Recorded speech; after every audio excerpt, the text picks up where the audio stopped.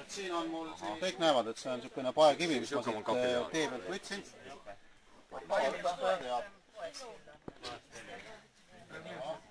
Me teeme sellega pauku. Mis arvab?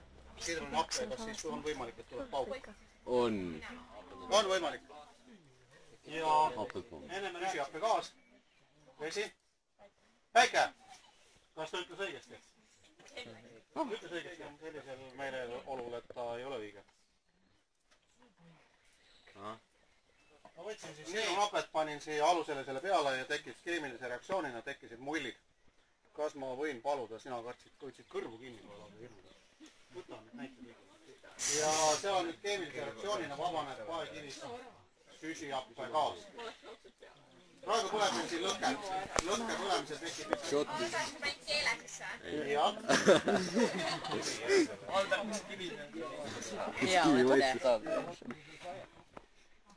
Nii. Kooli poolt see. Nagu sidrun nägi. Muud ei saa.